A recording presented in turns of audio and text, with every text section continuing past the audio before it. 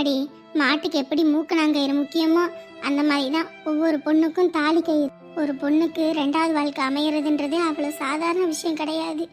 அது உனக்கு அமைஞ்சிருக்கு. அது நீ தான் நல்லபடியாக தக்க வச்சுக்க. சரிம்மா. ஏற்கனவே கல்லடிப்பட்டு கண்ணடிப்பட்டுன்ற கதையா பல அடியப்பட்டு இந்த உள்ள வாழ்க்கை உனக்கு அமைச்சிருக்கு. இதை நல்லபடியாக நீ தான் பார்த்துக்கணும், சரியா? தம்பி, உங்களுக்கு ஏதாவது தேவைன்னா கூட நாங்கள் செய்யறதுக்கு தயாராக இருக்கோம்ப்பா. நாங்கள் ஏற்கனவே ரொம்ப நொந்து போயிருக்கோம்ப்பா. நீங்கள் இந்த வாழ்க்கையை எங்கள் பிள்ளைக்கு கொடுத்தது எங்களுக்கு அம்புட்டு பெரிய சந்தோஷம். அத்தை, அதெல்லாம் நீங்க சொல்லணுமா? அமுதாவை நான் பாத்துக்கிறேன், நீங்க ஏன் வருத்தப்படுறீங்க? நான் எப்படி சொல்றதுன்னு தெரியலப்பா. என் எதிரிக்கும் கூட இந்த நிலைமை வரக்கூடாதுன்னு தான் நான் நினைப்பேன். 3 பிள்ளைங்க வாழ்க்கையும் இப்படி இருக்கும்னு நான் நினச்சி கூட பார்க்கல. ஆனால் என் புருஷன் பண்ணின புண்ணியமோ இல்லை நான் பண்ண புண்ணியமோ தெரியல. என் பெரிய பையனுக்கும் என் மருமவ தங்கம், இப்போ 2வது பிள்ளைக்கும் என் மாப்பிள்ளை வயிறுன்ற கதையா எனக்கு எல்லாம் நல்லபடியாக அமைஞ்சிருக்கு. இனி 3வதா நம்ம உமாவுக்கும் அந்த பையன்தான் இப்போ கட்டிக்கிறேன்னு சொல்கிறாப்படி. அவங்க வீட்லேயும் பேசி என்ன ஏதுன்னு முடிவு சொல்கிறோம். சொல்லிட்டு அதுக்கப்புறம் கல்யாண வேலையை பார்க்குற மாதிரி இருக்கும். அப்படி எது இருந்தால் உங்களுக்கு தகவல் சொல்கிறோங்க. கண்டிப்பா நம்ம உமாவுக்கு நாங்க முன்ன நின்று பண்ணாம வேற யார் பண்ணுவா? இந்த அளவுக்கு நீங்கள் பெருமையாக பேசுறது ரொம்ப சந்தோஷம்ப்பா. இந்த மாதிரி யாரும் பெருந்தன்மையெல்லாம் இருக்க மாட்டாங்க. ஐயோ அத்தை, நீங்க அதெல்லாம் வருத்தப்படாதீங்க. இப்போ நம்ம குடும்பம், நம்ம குடும்பத்துல நீங்க ஏன் இப்படி பிரிச்சு பாக்குறீங்க? இல்லைங்கப்பா, நம்ம சொல்ல வேண்டியதை சொல்லிடணும்ல. பின்னாடி முன்னாடியும் கெட்டு பின்னாடியும் கெடக்கூடாது. அதுக்காகத்தான். அவதான் நல்ல பிள்ளை, ரொம்ப அமைதியான பிள்ளை. இந்த மாதிரி குறும்பு தானா சூது வாதுன்னு அவளுக்கு எதுவும் தெரியாது. அவளுக்கு தெரிஞ்சது வீடு புள்ள இது மட்டும்தான். வேற எதுவும் அவளுக்கு தெரியாதியா. எத்தனையோ நாள் அந்த படுபாவியை கட்டிக்கிட்டு அவ அக்கப்போர் பண்ணும்போதெல்லாம் நான் பார்த்துக்கிட்டு தான் கம்முன்னு இருந்தேன். எதுக்காக? நம்மளை மீறி போயிட்டாளேன்ற காரணத்துக்காக தான். அப்போ கேட்காம விட்டது தான் இன்னைக்கு இப்படியெல்லாம் வந்திருக்கு. எம்பளே அடிக்க நீ ஆடானா அன்னைக்கே நான் தாதட்டி கேட்டிருந்தேன்னா இந்த பிரச்சனை இம்புட்டு தூரம் ஆயிருக்காது. பெற்றவளா நானே பாவம் பண்ணிட்டேன் என் பிள்ளைங்களுக்கு. இனிமேலும் அந்த மாதிரி விடக்கூடாதுன்னு தான் என் பிள்ளைங்களுக்கு என்னன்னாலும் நான் என் தலையை அடக வச்சாவது செய்கிறேன். உங்களுக்கு என்ன தேவைனாலும் கேளுங்க. ஐயோ அத்தை, அதெல்லாம் நான் எதையும் எதிர்பார்க்கல. கடவுள் எனக்கு ஆண்டவ முனியத்துல நல்ல கை கால் சுகத்தை கொடுத்துருக்கான். என்னால சம்பாதிக்க முடியுன்ற திறமை எனக்கு இருக்கு. அதை நான் பாத்துக்கிறேன். நீங்க எதை பத்தியும் கவலைப்படாதீங்க. எங்களுக்கு என்ன ஒரே கவலைனா ஒரு சொந்த வீடு இல்லைன்னு தான். அதையும் இப்போ அமுதா வந்த நேரம் நாங்க வீட்டையும் கட்டி நல்ல நிலைமைக்கு வருவோம். நீங்க அதெல்லாம் வருத்தமே படாதீங்க. இதே போல என்னைக்கும் நீங்க இருக்கணும்ப்பா, அது போதும் எனக்கு. அதெல்லாம் நாங்க இருப்போம், நீங்க கவலையே படாதீங்க. இந்த வண்டி வந்துருச்சு பாருங்க. சரிங்கப்பா, நாங்கள் போயிட்டு வரோம். எம்மாடி, செக்கப்புக்கு இந்த வாரத்தில் ஆஸ்பத்திரிக்கு வர சொல்லியிருக்காங்க. என்னன்னு வந்துட்டு போங்கம்மா. அம்மா, மறு வீட்டு விருந்தெல்லாம் இருக்குல்லம்மா. ஐயோ, அதை மறந்துட்டேன் பாருங்க ஐயா. அப்புறம் நாங்கள் போயிட்டு ஒரு 2 நாள் கழிச்சு அழைக்கிறோங்க ஐயா. பையனை கூட அனுப்பிவிட்றேன். எல்லாரும் குடும்பத்தோட வந்துருங்க, நம்ம வீட்டில் விருந்து. மச்சான் வேற ஊருக்கு போகணுன்றாரு. எதுக்கு சும்மா அவருக்கு அலைச்சல்? இதுல என்ன இருக்குது? விடுங்க, அதெல்லாம் ஒன்றும் வேண்டாம். முறைன்னு ஒன்று இருக்குல்லப்பா, முறையே ஒன்றும் பார்க்கணும் இல்லை. அவர் வேலையை பார்க்கட்டுங்க அத்தை. இப்போ என்ன அவசரம்? நாங்கள் ஞாயிற்றுக்கிழமை ஒரு நாள் வாரோம், வந்துட்டு இருந்துட்டு வாரோம். சும்மா எதுக்கு உங்களுக்கு சிரமம்? அந்த சிரமத்தெல்லாம் நான் தரமாட்டேன், சரிங்களா? சரிங்கப்பா, ஏதாவது தேவைனாலும் கூப்பிடுங்க. மடி, நீ இருந்து சொன்னதெல்லாம் ஞாபகம் இருக்கட்டும். எல்லாம் நல்லபடியாக நடத்தி வச்சுட்டு நாளைக்கு வந்துடுறியாமா? சரிங்க அத்தை. இங்க நான் வந்தோடனே நீங்கள் ஊருக்கு கிளம்புறீங்களா இல்லை கிளம்புறீங்களா? அங்கே போயிட்டு மாமா கிட்ட என்னன்னு கேட்டுட்டு ஃபோன் பண்ணுறேன். சரிங்க. பிள்ளைய பார்த்துக்கங்க. அவள் ஒழுங்காகவே சாப்பிட மாட்டா. அதை மட்டும் கொஞ்சம் என்னன்னு பார்த்துக்கங்க. அதெல்லாம் நாங்கள் பார்த்துக்குறோம்மா. சாமி, அவரு மெடிக்கல்ல ஏதோ மாத்திரை எல்லாம் லிஸ்ட் கொடுத்துருக்காங்கல்லப்பா, அதான் அதெல்லாம் வாங்கணும்னு சொல்லியிருக்காரு. அதான் அதெல்லாம் வாங்கிட்டு இருக்காரு. நாங்கள் போகும்போது அப்படியே கூட்டிட்டு போயிடுவோம். ஓ சரிங்க. சரி அமுதா, ஃபோன் பண்ணுமா. ஃபோன் பண்ணாமல் இருக்காது, சரியா? அண்ணன் நான் இருக்கேன். இனி உனக்கு எந்த கவலையும் இல்லை. போயிட்டு வரோம். அப்பாட்ட சொல்லிருங்கப்பா, சொல்ல முடியாம போச்சு. சரிங்க அத்தை, அதெல்லாம் நான் அப்பா கிட்ட சொல்லிடுறேன். சரிம்மா, உடம்பு பார்த்துக்கங்க.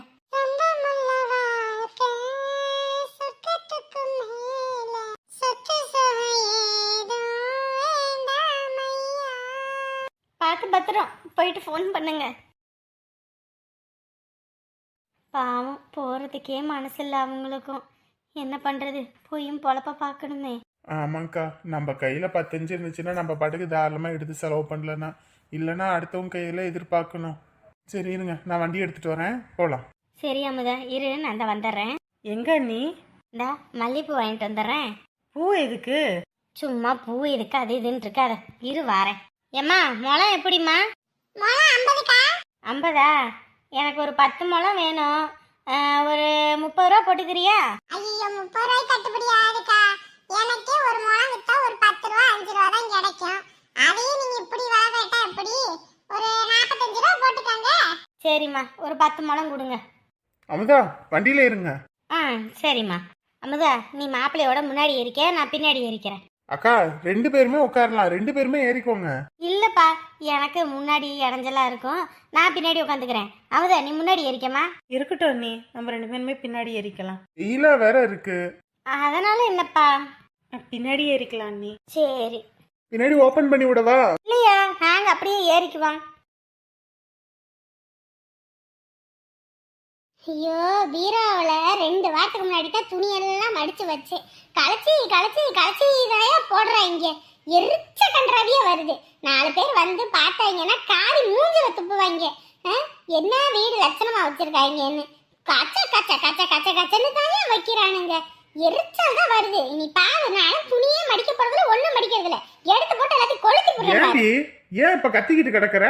எப்ப பார்த்தாலும் லபோதிபோன்னு சண்டை புள்ளனா உனக்கு தூக்கம் வராது. என்கிட்ட தான் வரைஞ்சு கட்டிக்கிட்டு வருவீங்க. பீரோல ஒரு துணி எடுத்தா பத்திரமா ஒரு மாதிரி எடுத்துட்டு அதே இடத்துல துணியை வைக்க தெரியாதா? கச்ச கச்ச கச்ச கச்ச கச்சன்னு இது பண்ணி குடிச்சு கிடக்கா. காலையில அவசரத்துல வேலைக்கு போறது வாரது, அதனால ஒரு நேரம் வீட்டுல இருக்குது. அப்படின்னும் போது நான் எதை வேகமா துணி எடுப்பேன் வைப்பேன். ஒண்ணு நீங்க மடிச்சு வைக்கிறது ஒழுங்கா பேண்ட் சட்டையில ஒழுங்கா சேர்த்து மடிச்சு வைக்கணும்.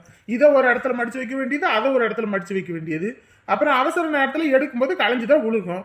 வீட்டுல தானே இருக்க, உட்காந்து மடிக்கிறதுக்கு என்ன? வீட்ல தானே இருக்கேன், நான் சும்மா தானே இருக்கேன். எல்லா வேலையும் நானே செஞ்சுக்கிட்டு. இப்படி வேலை வெட்டிக்கு போனா கூட ஒரு நியாயம்னு சொல்லலாம். வேலைக்கும் போறது இல்ல, வீட்டோட தான் கிடக்குற.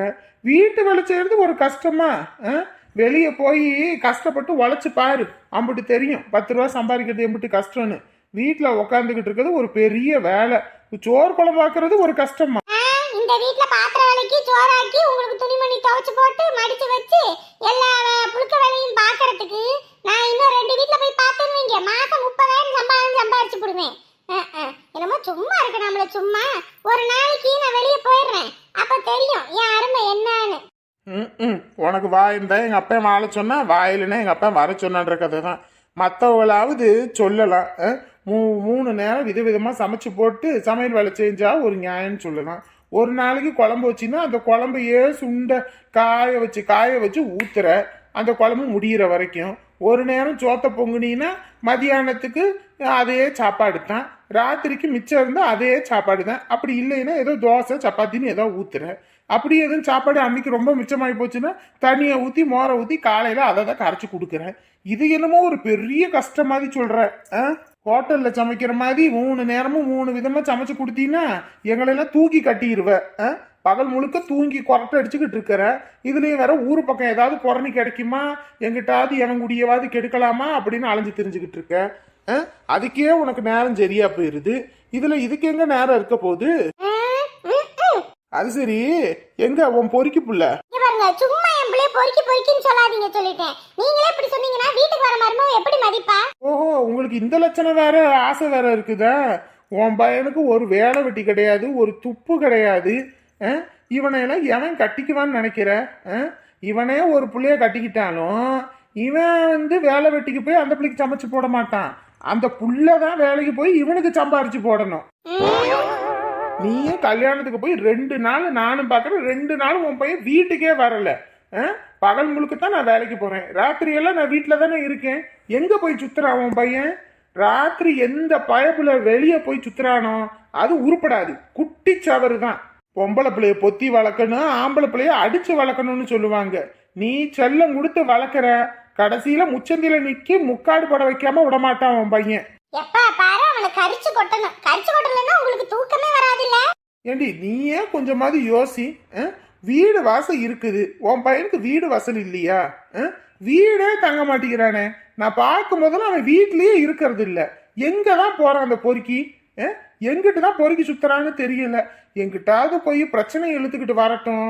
அன்னைக்கு வெள்ளக்க மாத்த எடுத்து உன்னையும் உன் பையனையும் அடிச்சு வீட்டை விட்டு துரத்துவேன். அன்னைக்கு தெரியும் இந்த சங்கர் யாருன்னு. அது வரைக்கும் விடுவேன். நான் பிடிக்கிற ஆரம்பிச்சேன்னு வையி, அதுக்கப்புறம் நீயும் உன் பையனையும் செத்தீங்க. எங்க ஆரம்பிச்சு எங்க முடிச்சிட்டு போறாருன்னு பாத்தியா? இவர் மேல 1000 குறை இருக்கும், அதை சொல்ல மாட்டாரு. என் பையனே தான் சொல்லுவாரு. யாரு முதல்ல சம்பாதிக்கிறாங்கன்னு முக்கியம் இல்ல, கரெக்டான நேரத்துல யார் சம்பாதிக்கிறாங்கன்றதுதான் முக்கியம். என் பையன் சம்பாரிச்சு போட்டு இந்த வீட்டையே கோபுரமா மாத்துவான். அன்னைக்கு தெரியும் இந்த ஆளுக்கு என் பையன் யாரு, என் வளர்ப்பு எப்படி, என் பையனோட அருகதா அப்ப அந்த ஆளுக்கு புரியும். அன்னைக்கு இருக்குது இந்த ஆளுக்கு. இன்னைக்கு சம்பாதிக்கிறாருன்னு ஆடிக்கிட்டு திரியிறாரு. இன்னைக்கு வேணா என் பையன் சம்பாதிக்காம இருக்கலாம், ஆனா ஒரு நாள் கண்டிப்பா சம்பாதிப்பான். அப்ப இந்த ஆள் முகரக்கட்டை எங்க போய் வச்சுக்கிறாருன்னு பாக்கறேன். அத்தைக்கும் உங்கள் அண்ணனுக்கும் போகிறதுக்கு மனசே இல்லை. பிள்ளைய விட்டுட்டு போகிறோமே அப்படின்னு. ஆமா அண்ணி, எனக்குமே ரொம்ப சங்கட்டமா போச்சு. அடிக்கடி நீ ஃபோன் பண்ணி பேசிக்க, ஃபோன் பண்ணாமலாம் இருக்காது சரியா? சரிங்க அண்ணி. இந்த தம்பியும் ரொம்ப நல்லவராக இருக்காரு தானே, உங்ககிட்ட நல்லா பேசுகிறாருல? அதெல்லாம் என்கிட்ட அன்பாவே பேசுறாரு அண்ணி. அதுவும் இல்லாமல் நம்ம அரவிந்தை ரொம்ப நல்லா பார்த்துக்கிறாரு. எனக்கே ரொம்ப சந்தோஷமா இருந்துச்சு. இது எல்லாமே தான் அண்ணி நான் அவங்கிட்ட எதிர்பார்த்தேன். ஆனால் அவன் ஒன்று கூட செய்யலை. ஆனால் இவர் செய்யும் போதெல்லாம் எனக்கு என்னை அறியாமல் அழுக தான் வருதே தவிர அதை எப்படி சொல்கிறதுன்னு கூட தெரியலை. எந்த நேரத்தில் எதை பற்றி பேசிக்கிட்டு இருக்க? அந்த படுபாவி ஒளிஞ்சிட்டான். இனி அவனை பற்றி நீ நினைக்கவே நினைக்காத. இனி அவன் வாழ்க்கையில் வரவே மாட்டான். உள்ளே வச்சு அவனை நல்லா லாடங்கட்ட ஆரம்பிச்சிட்டாங்க. அவன் இனிமேல் வெளியவே வரமாட்டான். நீ உன் வாழ்க்கையை சந்தோஷமாக வாழணும். எப்படியோ அமைஞ்சு எங்கெங்கேயோ அலைஞ்சி தெரிஞ்சு யார் கையில் எது கிடைக்கணுமோ அது கிடைச்சிருக்குது. இந்த தம்பியும் சரி அவங்க அப்பாவும் சரி ரொம்ப தங்கமான மனுஷங்க.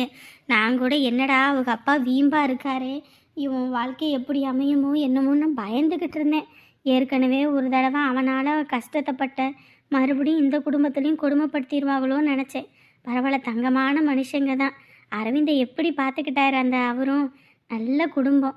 நீ தான் நல்லபடியாக பார்த்து எல்லாம் பக்குவமாக செய்யணும் சரியா? இதெல்லாம் நீங்கள் சொல்லணுமா அண்ணி? ஏற்கனவே எனக்கு இதில் அனுபவம் இருக்கே.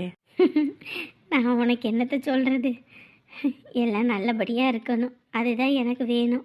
நானும் உங்கள் அண்ணனோட சேர்ந்து ஊருக்கு போக போகிறேன் அமுதா. அங்கேயும் போயிட்டு வேலை வெட்டியை பார்க்கணும். இந்தா நம்ம உமாவுக்கும் கல்யாணத்தை பண்ணி வைக்கணும். அவங்க வேற எம்பிட்டு எதிர்பார்க்குறாங்கன்னு தெரியல. இந்த தம்பி நகை நட்டுன்னு எதுவுமே வேண்டாம் அப்படின்ட்டாரு. ஆனால் அவங்க அப்படி இல்லை, கொஞ்சம் நல்லா வசதியாக எதிர்பார்ப்பாங்க. வீட்டில் இருந்தால் ஒன்றும் பண்ண முடியாது. அதனால் நானும் அவரோட போயிடுவேன். அப்பைக்கப்போ அத்தைக்கு ஃபோன் போட்டு பேசிக்கங்க. முடிஞ்சால் சனி ஞாயிறு லீவுக்கு வந்துடுங்க. அத்தையோடு இருந்துட்டு போங்க சரியா? சரிங்க அண்ணி. அண்ணி நல்லா பிடிச்சிக்கிட்டு நின்றுங்க, பிடிக்காம நிற்கிறீங்க பாருங்க. இந்தா பிடிச்சிக்கிறேம்மா. என்னம்மா? முதல்ல உன் வீட்டுக்கு கிளம்பு. வீட்டுக்கா? ஏம்மா?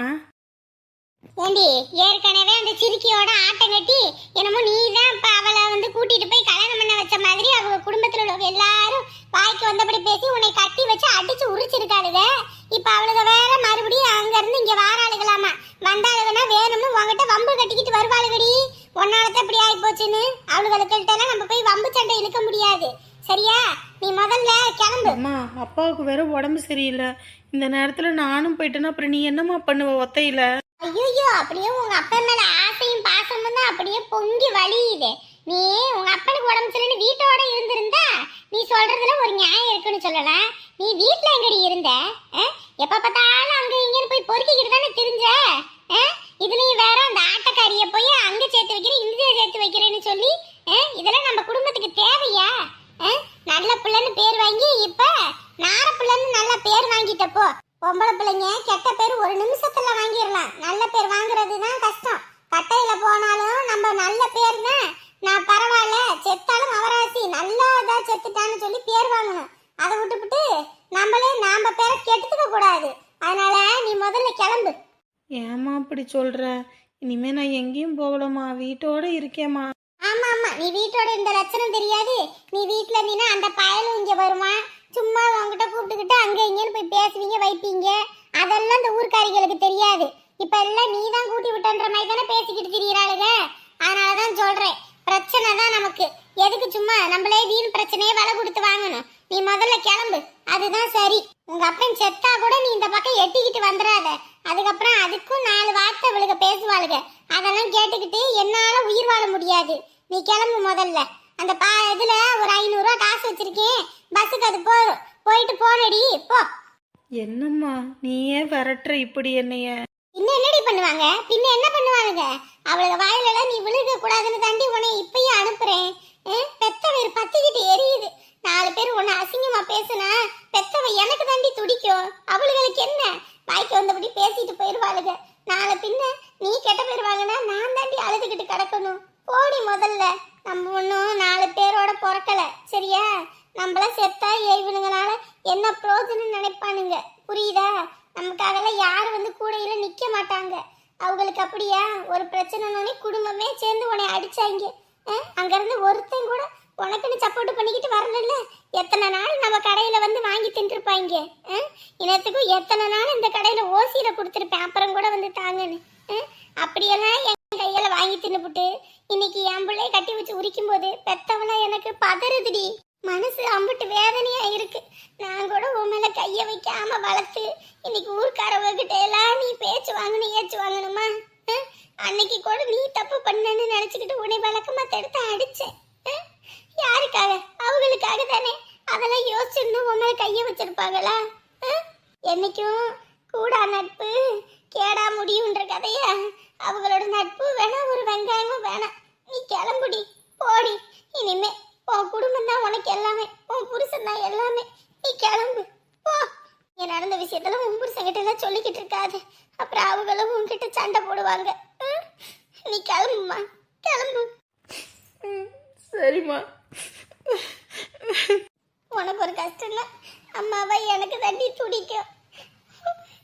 நல்லபடியா போய் குடும்பம் நடத்துற வழியை பாரு.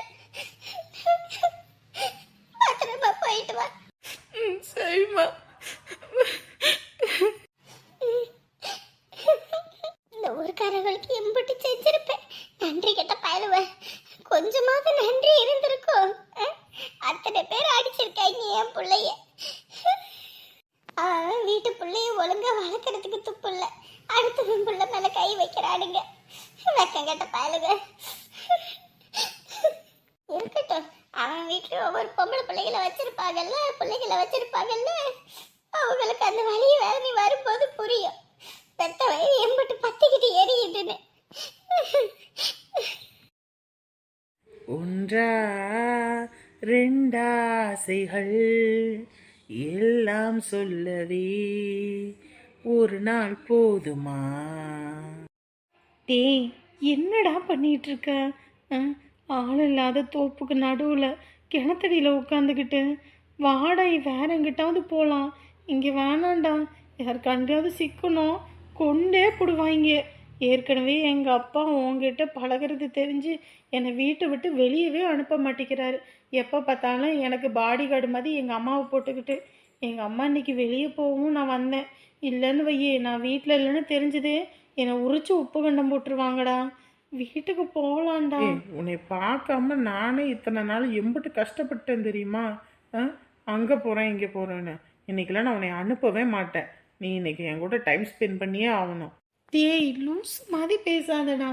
டைம் ஸ்பெண்ட் பண்ணுறதெல்லாம் பண்ணலாம் கல்யாணத்துக்கு அப்புறம். இப்போல்லாம் எதுவும் வேண்டாம், நான் போகிறேன். இங்கே பாரு, என் கூட டைம் ஸ்பெண்ட் பண்ணுறது உனக்கு மட்டும் விருப்பம் இல்லையா? விருப்பம் இல்லாமல் என் வீட்டில் உள்ளவங்க கண்ணிலெல்லாம் மண்ணை தூவிட்டு வந்திருக்கேன். அப்புறம் என்ன, விருப்பத்தோட தானே வந்திருக்க. அப்புறம் என்ன, கம்மனை இருவே, கொஞ்ச நேரம் பேசலாம். என்ன பேச போகிறேன்? போவேண்டா. சும்மா போறேன்னு சொல்லிட்டு இருக்காத. அப்ப கிளம்பு போ, கிளம்பு போ. ஷோ ஆனால் ஒன்று கோபம் வந்துடும். சரி நான் போகல, போதுமா? உன்னை நான் எவ்வளோ மிஸ் பண்ணேன் தெரியுமா? நீ மட்டுமா மிஸ் பண்ண? நானும் தான் என் செல்ல குட்டியை ரொம்ப ரொம்ப மிஸ் பண்ணேன். வாய் வார்த்தையில மிஸ் பண்ணேன்னு சொன்னா எப்படி? ஏதாவது கொடுத்து காட்டு. ஏதாவது கொடுத்து காட்டுறதா? அடியே, கொடுத்து காட்டுனா என்னடி கொடுத்து காட்டுற? பிச்சு போடுவேன், பிச்சு. இதனால தான் நீ தனியாக கூப்பிட்டா நான் வர்றதே கிடையாது. ஏய் லூசு, நான் உன்கிட்ட கேட்காம வேற யார்கிட்ட கேட்க முடியும்? இங்கே பாரு, கல்யாணத்துக்கு முன்னாடி இதெல்லாம் கிடையாது. நோ நோ நோ நோ தான், சரியா? இதெல்லாம் கல்யாணத்துக்கு அப்புறம் தான். அப்புறம்னு சொல்லிட்ட. நீ அப்புறம் கொடுத்துக்க, நான் இப்போ கொடுத்துக்கிறேன். ஏய் வேண்டாம், எனக்கு வேணும் மேடம். தொலைச்சிருவேன். நீங்க தொலைச்சுக்கோங்க.